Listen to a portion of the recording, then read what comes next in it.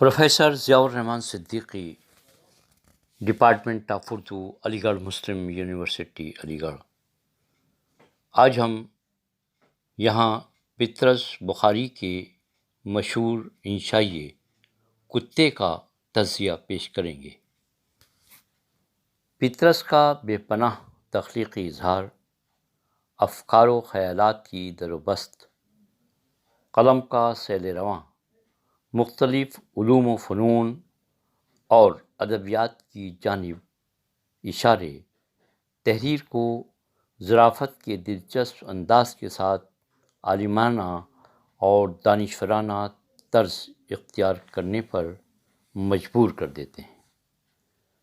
وہ تخلیقی فن کو انسانوں کے علاوہ چرند و پرند اور جانوروں میں بھی ان کے عمل اور حرکات و اشاروں اور آوازوں کے ذریعے تلاش کر لیتے ہیں۔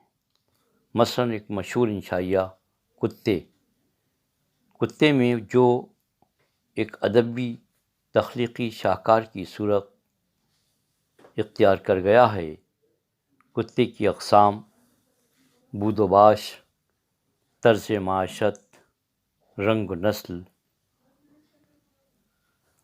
ان کی فطرت و خصلت کو اپنے ذاتی تجربے اور گہرے مشاہدے کی بنیاد پر علامت بنا کر پیش کیا ہے۔ جملوں اور واقعات کی عدم تکمیل، جزیات نگاری منفرد انداز میں پیش کیا گیا ہے۔ مختلف انداز سے جانوروں کی خوبیاں بیان کرتے ہوئے وہ اس طرح تجزیہ کرتے ہیں، مثلاً گائے اور بکری اگرچہ دودھ دیتی ہیں تو کیا کتا وفادار جانور ہے؟ لیکن پطرس نے اس انشائیے میں کتے کی وفاداری کا کوئی نمونہ پیش نہیں کیا۔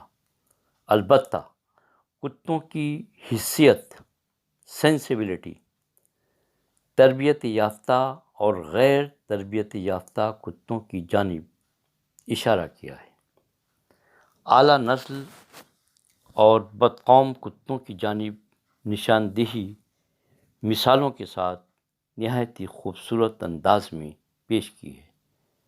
یعنی ایسے کتے جو آوارہ اور بے سہارا سڑکوں پر بھٹکتے پھرتے ہیں، ان کو کوئی مالک یا گھر یا ان کا کوئی مستقل ٹھکانہ نہیں ہوتا۔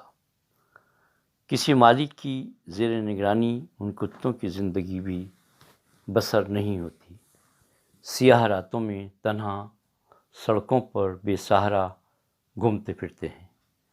ان کی کوئی منزل، جادہ یا مستقل گھر نہیں ہوتا، لیکن وہ جھنڈ کی شکل میں رہنا پسند کرتے ہیں، اور کئی طرح کے کتے آپس میں مل کر جز وقتی طور پر رہنے کا سہارا تلاش کر لیتے ہیں اور آزادانہ طور پر قید و بند سے آزاد ہو کر بے نیازانہ زندگی گزارتے ہیں، اور وہ سب مل کر بھونکتے ہیں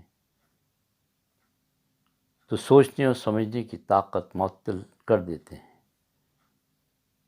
انشائیے کا ایک اقتباس دیکھیے کہ کتوں کے بھونکنے پر مجھے سب سے بڑا اعتراض یہ ہے کہ ان کی آواز سوچنے کے تمام قوا کو معطل کر دیتی ہے، خصوصاً جب کسی دکان کے تختے کے نیچے سے ان کا ایک پورا خفیہ باہر سڑک پر آ کر تبلیغ کا کام شروع کر دیتا ہے تو آپ ہی کہیے کہ ہوش ٹھکانے رہ سکتے ہیں۔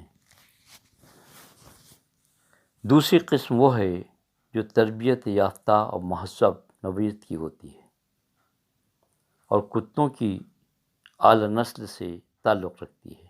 یہ کتے امیر مالکوں کی زیر نگرانی تمام سہولیات کے ساتھ بلند و بالا مکانوں اور معقول کھانوں کے اہتمام کے ساتھ بہترین زندگی گزارتے ہیں۔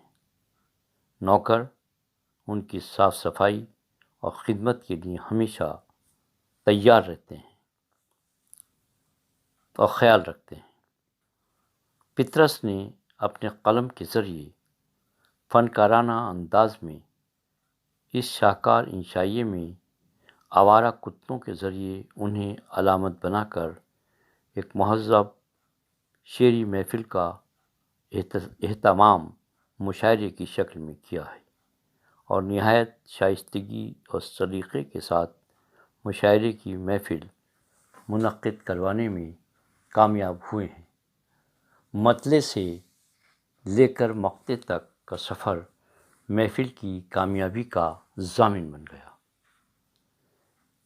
ان کا ایک پیراگراف دیکھیے کہ کل ہی کی بات ہے کہ رات کے کوئی 11 بجے ایک کتے کی طبیعت جو ذرا گدگدائی تو انہوں نے باہر سڑک پر آ کر طرح کا ایک مصرع دیا۔ ایک آدھ منٹ کے بعد سامنے کے جنگلے میں سے ایک کتے نے مقطع عرض کر دیا۔ اب جناب ایک کہنہ مشق استاد کو جو غصہ آیا تو ایک حلوائی کے چولہے میں سے باہر لپکے اور بھننا کر پوری غزل مقطع تک کہہ گئے۔ اب تو حضرت وہ مشاعرہ گرم ہوا کہ کچھ نہ پوچھیے۔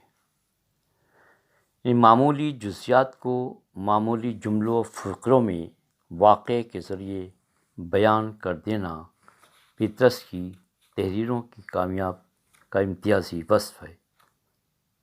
پطرس کو بیانیہ پر ید طولہ حاصل ہے۔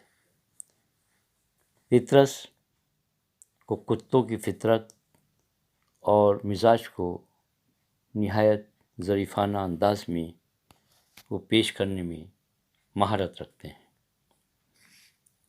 ایک اور ان کا دیکھیے پیراگراف کہ سڑک کے بیچوں بیچ غور و فکر کے لیے لیٹ جاتا ہے اور آنکھیں بند کر لیتا ہے۔ شکل بالکل فلاسفروں کی سی اور شجرہ دیوجانس قلبی سے ملتا ہے۔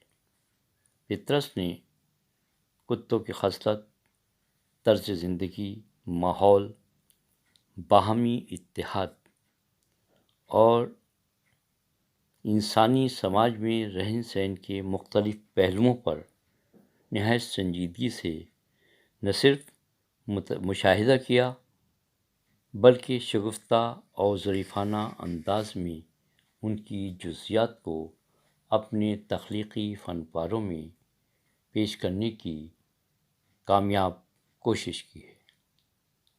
کتوں کی نسلی صفات، انفرادیت اور مختلف معیار پر قائم کیے ہوئے اس طرح کے تجربات کو مفصل اپنی انشائیے میں نہایت کامیابی کے ساتھ پیش کیا ہے۔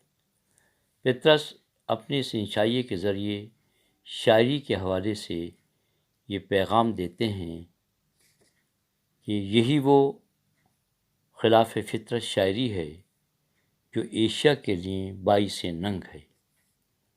انگریزی میں ایک مسئلہ ہے کہ بھونکتے ہوئے کتے کاٹا نہیں کرتے، یہ وجہ صحیح، لیکن کون جانتا ہے کہ ایک بھونکتا ہوا کتا کب بھونکنا بند کر دے اور کاٹنا شروع کر دے۔ بہرحال پطرس بخاری کا انشائیہ کتے، انشائیہ کے فن، معیار اور اس کے ممکنہ تقاضوں پر پورا اترتا ہے۔ یہ ایک ایسا تخلیقی فن پارہ ہے جسے اردو کے غیر افسانوی ادب میں امتیاز حاصل ہے۔